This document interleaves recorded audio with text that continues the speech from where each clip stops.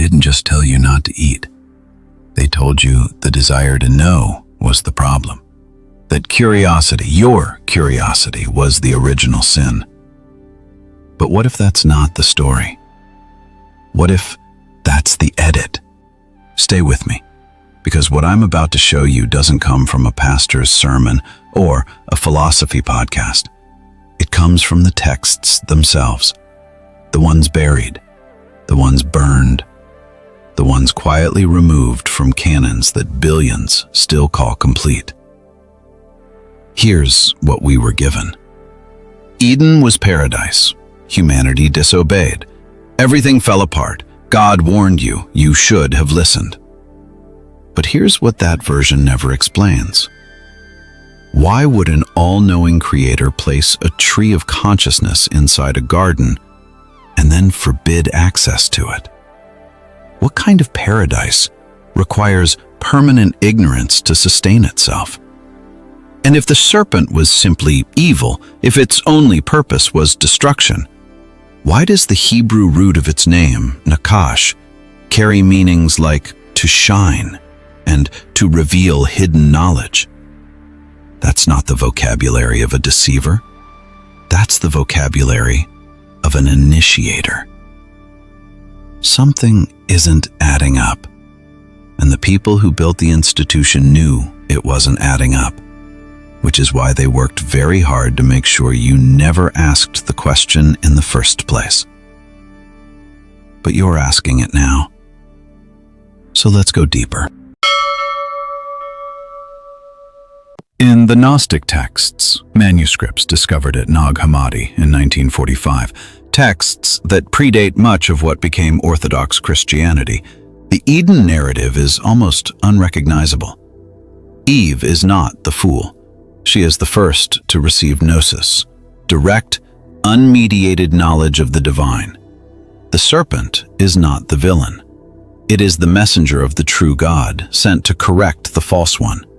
And the being who commands, "Do not eat," in several of these texts, is not the Most High. It is the demiurge, a lesser architect, a flawed craftsman who built the material world not out of love, but out of a need for control. Now, I'm not asking you to accept that framework wholesale. I'm asking you to notice that it existed, that early followers of the same Jesus your tradition claims wrestled violently with this question. Who is actually speaking in Genesis 3?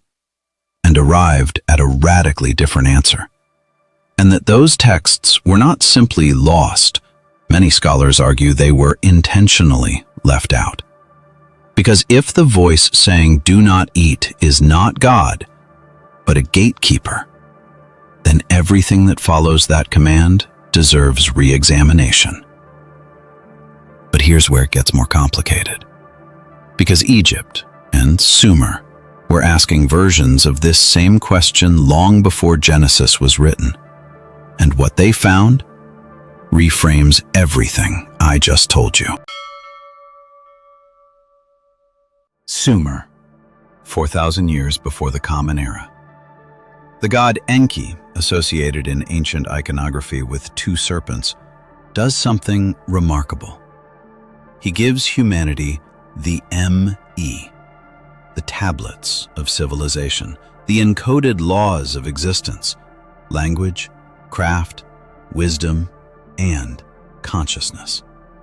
And he is punished for it by the higher pantheon, by the gods who believed humanity was not ready, who believed that an awakened human was a threat. Sound familiar?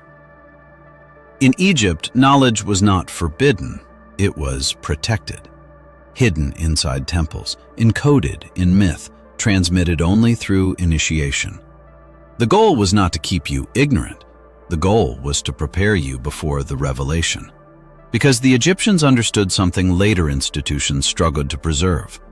Truth disclosed to an unprepared mind doesn't liberate, it destabilizes. The question is, who decides when you're prepared? In Egypt, the priests. In Sumer, the gods. In Genesis, the architect of the garden. In every version of this story, someone else holds the key. Someone else controls the timing. Someone else determines whether you are ready to know what you are. And here is the uncomfortable twist. What if the entire architecture of religious guilt, the fall, the curse, the exile, was never about what happened in a garden? What if it was a mechanism to keep that gatekeeping permanent? To convince you that you, by your very nature, are not ready. That the desire to know is evidence of your corruption, not your potential. Because if you believe that, if you've internalized that, you will never reach for the fruit yourself. You will wait. You will defer. You will obey. And the system stays intact. But here's what Kabbalistic tradition says about that garden. And this is where it stops being mythology and starts being a map. In Kabbalah, Eden is not a place that was lost. It is a state. Specifically, the state of Keter, the crown, the highest sephirot on the tree of life. Undivided consciousness, pure being before fragmentation. The descent from Eden isn't a punishment in this framework. It is the soul's intentional movement downward through the sephirot, from unity into multiplicity, so that it can know itself through contrast. Think about what that means. Keter, undivided being, cannot experience itself.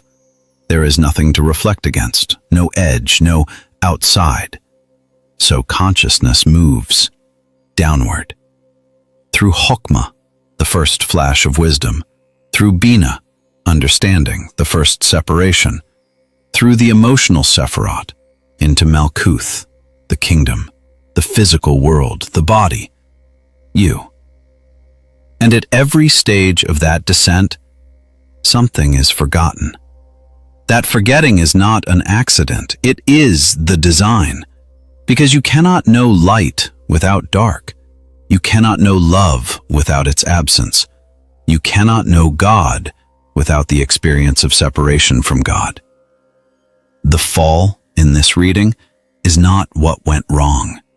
It is what was required. The soul needed the exile to complete the journey. The exile into matter, into body, into forgetting. And the whole point, the telos of the entire system, is the return. Tikkun olam, the repair of the world. Consciousness completing its arc. You are not fallen. You are mid-journey. Now hold that alongside what the Gnostic said, and what Sumer encoded, and what Egypt taught in its innermost chambers. Every one of these traditions agrees on this. Consciousness is not a mistake. It is the mechanism. Awareness is not the wound. It is the cure. The knowledge that was supposedly forbidden, the knowledge of good and evil, of polarity, of self-reflective consciousness, is precisely the knowledge required to complete what the soul came here to do. Which raises the most dangerous question yet. If awakening was always the destination, who benefits from you never arriving? Think carefully about what systems require your unconsciousness to function. What institutions require your deference to remain authoritative? What narratives require your shame to remain believable? The story of the fall is brilliantly constructed. It doesn't just describe disobedience, it pathologizes the impulse to question. It takes the one faculty, critical self-awareness, that could expose the architecture of control, and it brands it as sin at the origin point of human history. That begins to look less like theology and more like engineering. And it has worked for 2,000 years. But let's be precise here, because this is where the razor has to be sharp. I'm not saying all religion is conspiracy. I'm not saying every priest, every pastor, every imam is a conscious gatekeeper. What I'm saying is that narratives outlive their authors, systems calcify, and a story that once served as metaphor, as initiation mythology pointing toward transformation, can become, over centuries, a control document. The Church Fathers who debated these texts made deliberate decisions when certain manuscripts were excluded from the canon. Irenaeus, Tertullian. They wrote explicitly about the danger of Gnostic interpretations. The danger wasn't heresy. The danger was that the Gnostics handed people direct access to the divine, no mediator required. A faith without a mediator is a faith without a hierarchy. A faith without a hierarchy cannot be institutionalized. A faith that cannot be institutionalized cannot be controlled. So the question isn't just what was removed from your Bible. The question is, what does the removal itself tell you about who was in charge of the room? I want to slow down here for a moment. Because everything I've laid out, the Gnostic reversal, the Sumerian parallels, the Kabbalistic cosmology, the institutional suppression, can start to feel like a decode, like an intellectual exercise. But this isn't history. This is a mirror.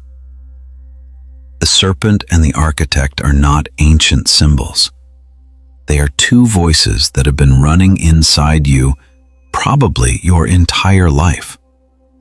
One voice says, "Be careful, stay in line, don't ask that question in public. Who are you to know that?" The other voice says, "There is something more here, I can feel it.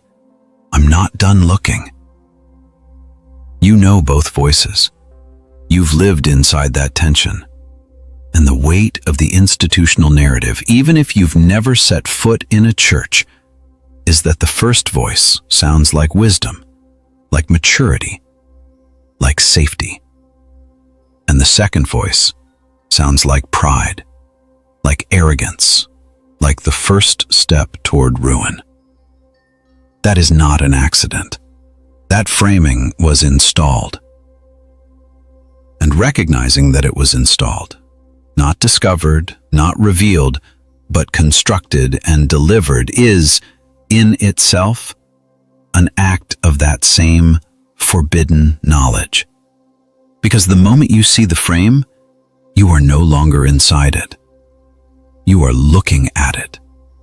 And that, precisely that, is what the texts called gnosis. Not a doctrine, not a belief system, not a membership. A seeing. A direct recognition of what is actually happening beneath the surface of the story you were handed. So before the final word, I want to ask you something. Not rhetorically, actually. What do you know, actually know, in a place below your conditioned response that you have been afraid to follow? What question have you been carrying that you've been trained to call dangerous? What fruit have you been standing in front of your whole life? And what is it going to take to finally reach for it? Here is the truth the ancient texts agree on. Across cultures, across millennia, across every tradition willing to go beyond the surface. You were not placed in the garden to remain there. The garden was not the destination. It was the starting point. The exile was not the punishment. It was the initiation. The forbidden knowledge was not withheld to protect you. It was concealed until you were ready to receive it. And the sign of readiness was always the same: the willingness to reach. Every mystical tradition, Gnosticism, Kabbalah, the Egyptian mystery schools, the Danta, the Sufi path, points to the same movement: descent into matter, experience of polarity. The long, difficult, necessary process of remembering through forgetting. You are not a flawed creature who fell from grace. You are consciousness on a return arc. The fall was the first step of the journey, not evidence that the journey failed. And the shame you were taught to carry about your own desire to know, to question, to see past what you were given, that shame is the cage, not the sin. The sin, if we're going to use that word at all, is not the reaching. The sin is the surrender. The moment a human being looks at their own hunger for truth and decides to call it dangerous, that is the exile. Not the one that happened in a garden, the one that happens every day, inside, when you silence the voice that is trying to lead you somewhere real. The serpent of every ancient tradition is not evil. It is the embodied symbol of initiation, of the intelligence that moves through you when you stop pretending and start seeing. And the fruit, whatever fruit your particular life has placed in front of you, is not a test of your obedience. It is a test of your courage. You were supposed to eat it. You were supposed to open your eyes. You were supposed to know. And the long, complicated, painful, magnificent story of what happens after that opening, that is not a fall from grace. That is grace in motion. You are not broken. You are not lost. You are not exiled. You are mid-initiation. And the only question that matters now, the only one worth carrying out of this video and into the rest of your life, is not who gave you permission. It's whether you were ever waiting for permission in the first place. The tree is still there. The fruit is still on it. And you've been standing in the garden your whole life. If this video cracked something open, leave a comment. Not about the video, about the question you've been afraid to ask. That's what this channel is for. Subscribe. The next one goes further.